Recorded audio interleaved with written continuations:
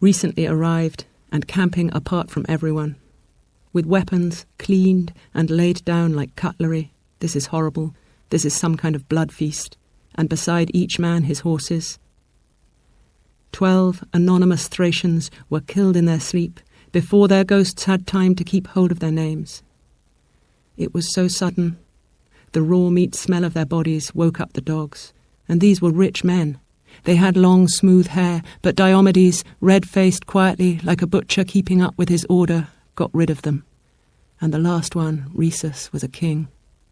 He should never have come here, bringing over the water those huge white horses with their chains and painted cheek guards, extraordinary creatures, almost marble, but moving. Like wolves, always wanting something, thin shapes, always working the hills. When a shepherd lets his flocks wander, and the weaklings bleat their fear, within seconds, wolves will appear. Like wolves, always wanting something, thin shapes, always working the hills. When a shepherd lets his flocks wander, and the weaklings bleat their fear, within seconds, wolves will appear.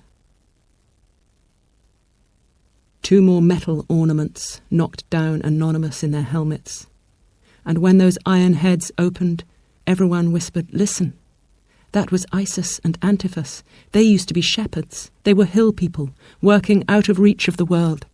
Those were the 2 boys Achilles kidnapped among the wolves and buzzards of Mount Ida. They said it was wonderful to be tied in creepers and taken to the other side by that gypsy. They said he could talk to horses. They said his mother was a seal or mermaid, and he introduced them to Agamemnon, the great king of Mycenae.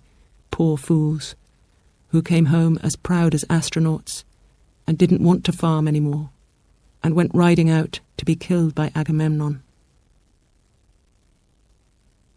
Like a boat going into the foaming mouth of a wave in the body of the wind, everything vanishes, and the sailors stare at mid-air.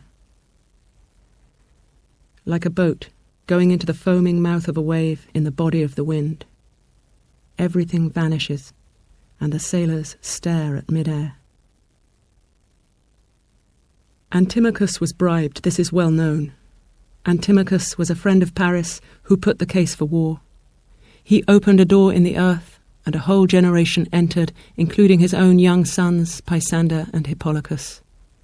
2 dazed teenagers trotting into battle on their father's expensive horses. And those horses, those colossal death muscles, ramped and flared, and the reins slipped from the boys' hands. "Please take us alive," they shouted. "Our father is Antimachus, a gentleman. He has the cost of us both in cash back at home. We could fetch it." But Agamemnon remembered.